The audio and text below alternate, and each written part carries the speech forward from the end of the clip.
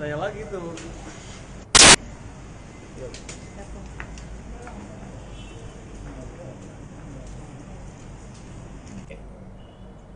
Jadi hari ini tadi malam sudah kita laporkan dengan LP-nya mana? Oh gitu, berapa koper ya? Dia satu koper besar apa dua koper kecil kalau nggak salah. Ini kayaknya nggak hanya keluarga tapi tim juga. Iya, tim kerja, manajer saya semua, manajer kita 18 orang.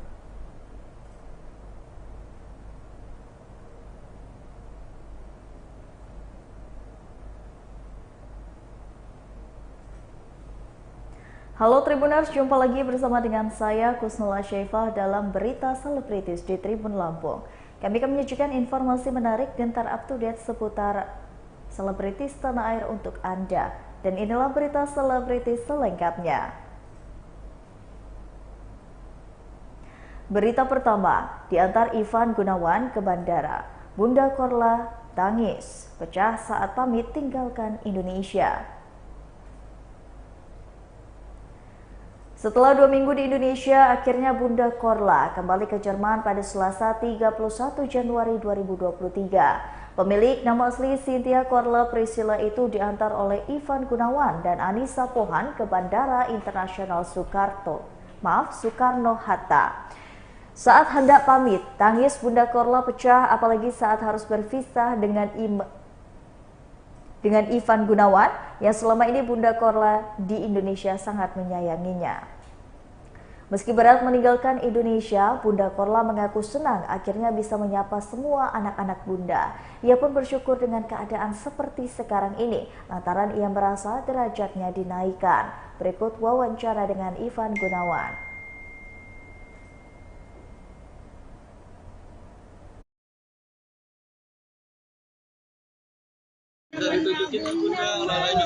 Iya, oleh-olehnya Bunda. Bunda, gimana 2 minggu di Indonesia? Ketemu dengan anak-anak Bunda? Sana bawa Indomie nggak Bunda? Bawa sambal nggak Bunda? Gimana udah ketemu sama anak-anak Bawa Indomie nggak? Bunda? Bisa Bunda? Pertanyaannya seputar Bunda ya? Iya, janji. Ya. Bunda, gimana 2 minggu di Jakarta, Bun? Ya memang Bunda sesuai dengan schedule harus pulang tanggal 31 karena tanggal 2 Bunda udah harus berangkat kerja. Jadi Bunda kembali ke rutinitas awalnya Bunda di restoran. Jadi ya gitu, berat sih, dia sedih. Berat sih, karena kan sama di Jakarta ini selalu memperhatikan Bunda. Dari pertama nyampe sampai pakai protokol, pakai polisi, waktu show juga selalu bilang hati-hati tuh Bunda, jangan sampai ditarik-tarik. Makannya gimana, minumnya gimana, Bunda gak mandi tuh gimana, tolong jagain. Pokoknya Ivan tuh memperhatikan Bunda tuh seperti emaknya sendiri. Sampai Bunda kalau misalnya Bunda nggak mau terima tawaran biar Ivan yang atur semuanya. Yang penting Bunda jangan capek. Pak Ibu, momen apa sih yang berharga banget gitu? Wah, setiap momen berharga ya, karena Bunda ini kan nggak pernah lepas dari kelucuan, dari naturalnya dia, ya Bunda tuh orang yang paling spontan sih. Jadi pastinya kita yang biasa ada di sekitar Bunda pasti kita kehilangan dengan kepergian dia gitu. Tapi ya semoga Bunda bisa dapat cuti lagi dan bisa pulang ke Indonesia. Atau kalau nggak dapat cuti ya paling aku yang sana. Bawa oleh-oleh apa Bunda? Bunda bawa oleh-oleh apa ke Jerman? Ketemu dengan anak-anak Bunda nih. Bahagia banget, banyak yang sayang sama Bunda, banyak yang perhatian sama Bunda. Ini semua rezeki dari Allah. Bunda seperti kayak Allah mengangkat derajat Bunda.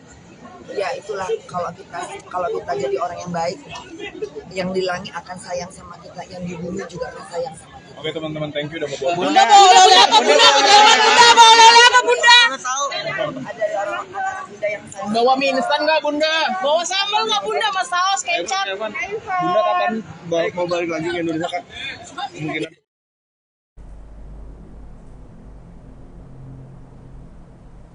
Berita selanjutnya, Ayu Ting Ting memboyong 18 orang keliling Eropa.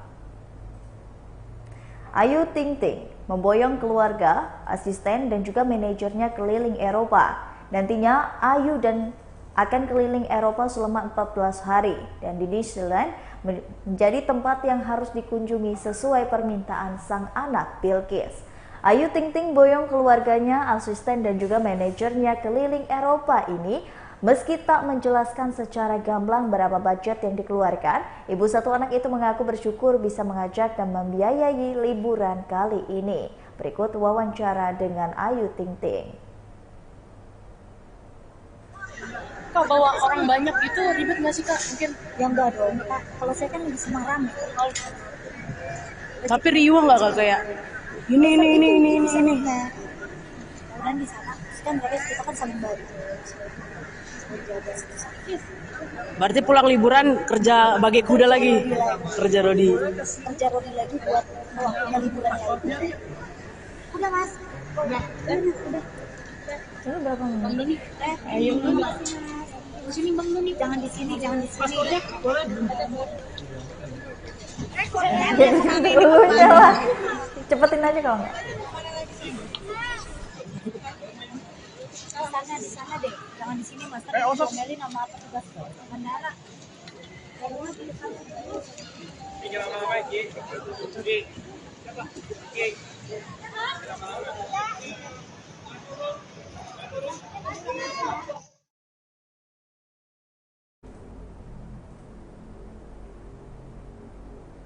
Berita selanjutnya, resmi dilaporkan Farhad Abbas meminta kepolisian cekal kepulangan Bunda Korla ke Jerman. Pada hari Senin 30 Januari 2023, pengacara Farhad Abbas resmi melaporkan Bunda Korla ke pihak Polres Jakarta Selatan. Hal ini dilakukan oleh Farhad Abbas karena merasa jika konten kreator tersebut sudah melanggar pasal 27 ayat 1 UU ITE. Melihat hal ini, Farhad Abbas meminta pihak kepolisian untuk segera mencegah dan mencekal kepulangan Bunda Korla ke Jerman untuk urusan pornografi. Farhad Abbas juga menyampaikan jika Bunda Korla berhasil pulang ke Jerman, maka akan ada kemungkinan jika dia akan kabur dan melepas tanggung jawab. Oleh karena itu, dia meminta kepada Bunda Korla membatalkan kepulangannya, bahkan membatalkan tiket untuk selesaikan persoalan hukum di sini. Tak hanya itu, Farhad Abbas juga khawatir jika Bunda Korla bisa mengambil keputusan untuk berpindah warga negara jika berhasil pulang ke Jerman. Berikut wawancara dengan Farhad Abbas.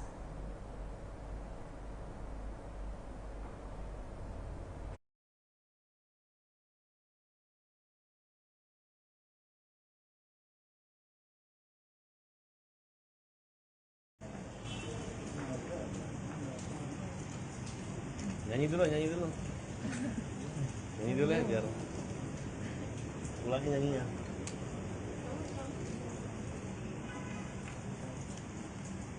Oke. Jangan kau tanya-tanya, lari-lari. Sudah kita laporkan dengan LP-nya mana? LP-nya ada. LP nomor 345. SPKT Polres Jakarta Selatan. Pelapornya Ketua LSM Hajar Indonesia, Farhad Abbas. Kemudian terlapornya adalah saudara CC Mamang Korla. Ini yang kita laporkan. Saksinya ada 3 orang. Kemudian Senin 30 Januari, ya kita lihat sepintas saja. Intinya, selama ini kita bukan mempersoalkan tentang transgender, apapun kelaminnya itu nggak ada masalah buat kita. Yang jelas itu memang tidak ada keterbukaan. Hanya mengatakan kalau orang menanyakan itu bisa dipidana. Bagi saya nggak peduli, karena kita pengen tahu kalau kamu itu laki-laki, ya kamu jangan cium-cium istri-istrinya orang. Cium suami-suami harus hati-hati juga. Apakah pengangkatan perubahan status itu melalui undang-undang di mana? Apakah disahkan oleh hukum Indonesia? Kalau dia menggunakan KTP Indonesia, berarti kan dia ada statusnya laki atau perempuan, kan kira-kira seperti itu. Tapi saya nggak akan masuk ke ranah tersebut. Nah, kemudian yang kita persoalkan adalah kamu terkenal memiliki akun media sosial. Akun media sosial di situ, kamu teriak-teriak yang diikuti oleh orang dengan kalimat-kalimat KONTOL, MEMEK. kemudian kalimat-kalimat yang tidak sesuai dengan Pancasila, yang tidak sesuai dengan kepribadian Indonesia, melanggar hukum Indonesia, melanggar norma sosial, norma kesusilaan, melanggar ketertiban umum. Jadi mungkin sebagian yang pro sama dia tidak mengerti kenapa kami laporkan. Ini untuk mencegah. Sekarang teman-teman saya dekat rumah saya parkir mobil, anak-anak kecil-kecil sudah meniru kalimat KONTOL, bukan CINTA, atau bukan lagi ngaji ataupun ini mengungkap.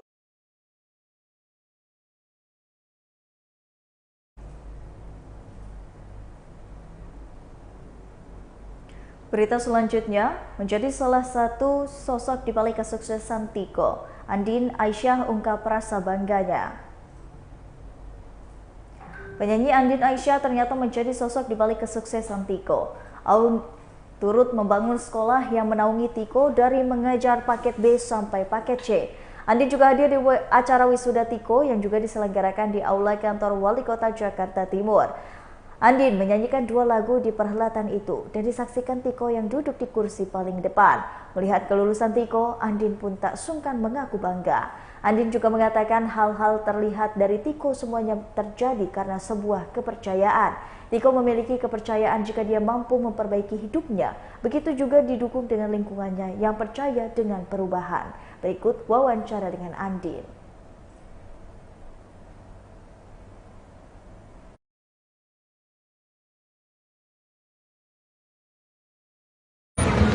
Oke. Andin kedatangannya kemarin dong sebagai apa ini? Ya, jadi di suatu hari di tahun lalu aku tuh kan memang komitmen aku terhadap diriku sendiri adalah dengan banyak melakukan kegiatan-kegiatan CSR atau kegiatan sosial gitu ya. Ada satu cita-citaku sebenarnya yang dari dulu tuh kayak belum kesampaian adalah bergerak di bidang pendidikan dengan cara yang sustain gitu.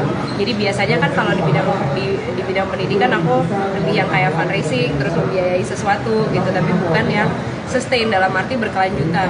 Nah, di suatu hari di tahun lalu aku bertemu dengan Angel, dengan Neza dari Nara Kreatif dan teman-teman yang lainnya gitu, dan akhirnya ketika kita brainstorm dan kita menemukan sebuah ide untuk aku bisa terjun ke bagian itu gitu, ke bidang itu.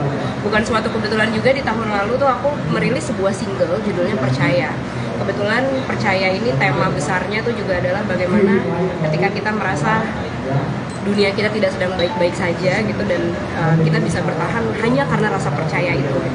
Nggak tahu, mungkin yang di atas yang ngatur, kita juga sebenarnya nggak tahu gimana mau melangkah, bagaimana akan melangkah, tapi bahwa rasa percaya tuh bisa menggerakkan dunia, ternyata itu benar gitu. Dan akhirnya aku dari lagu Percaya ini bersama Nara Kreatif mendirikan yang namanya Sekolah Anak Percaya, yaitu kita membiayai sekolah untuk anak-anak di kampung pemulung yang putus sekolah. Jadi di sini tuh kita mulai dari yang di Jakarta Timur ini gitu ya, tapi kita berusaha ingin sekali ke depannya kolaborasi ini masih terus berlanjut untuk di wilayah-wilayah yang lain gitu.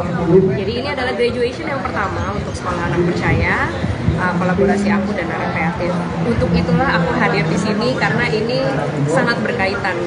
Mbak Andin, kenapa sih untuk memilih konsentrasi di bidang pendidikan? Oke, aku cerita sedikit tentang backgroundku bahwa dalam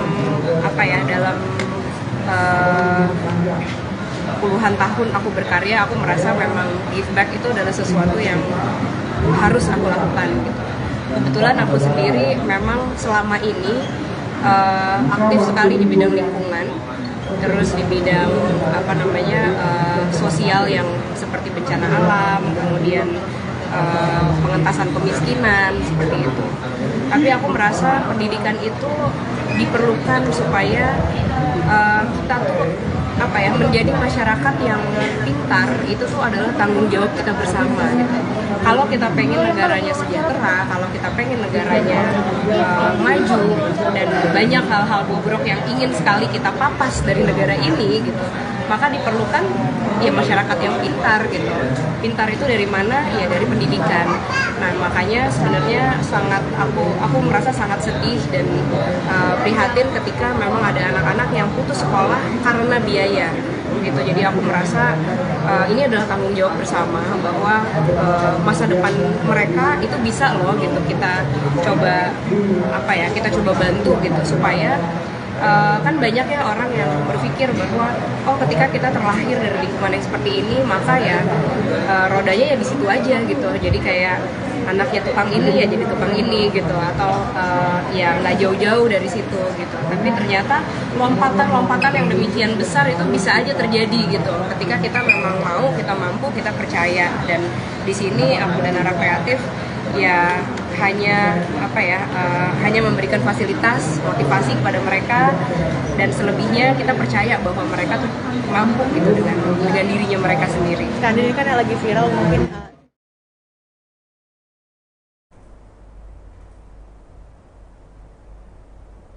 Sambil bekerja dan mengurus ibu, Tiko berhasil lulus SMP.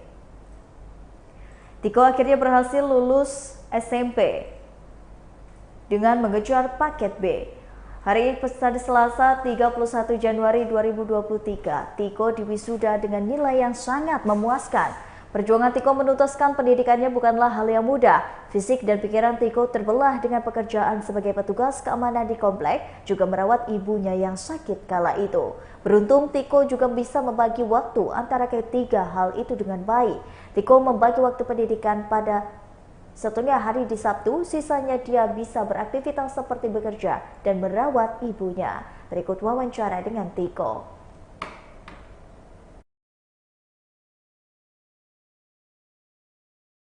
Kebetulan memang sedang COVID, jadi kemarin pada saat ini kita belajar online, secara online.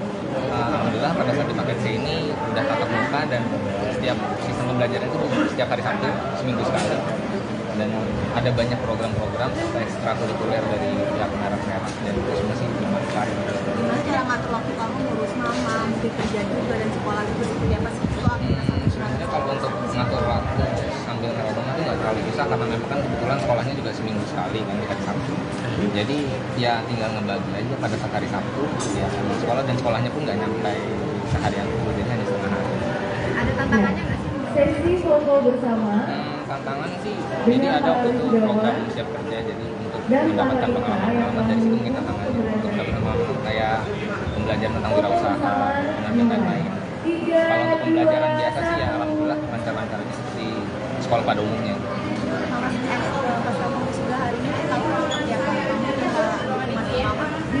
Aku sih bilang hanya ke sekolah sih, nggak ngomong wisuda, mungkin nanti pulang baru.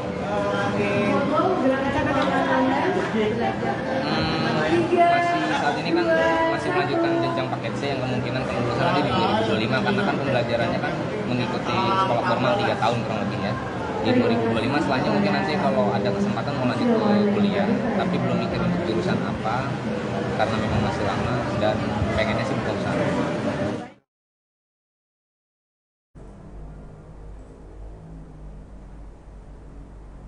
Baiklah Tribuners, setelah tadi berita selebritis di Tribun Lampung bersama dengan saya Kusnala Syaifa. Jangan lupa untuk terus saksikan video selengkapnya di YouTube Tribun Lampung News Video, Facebook Tribun Lampung, Instagram Tribun Lampung, dan juga TikTok Tribun Lampung untuk bisa mendapatkan informasi terupdate lainnya. Selamat siang dan sampai jumpa.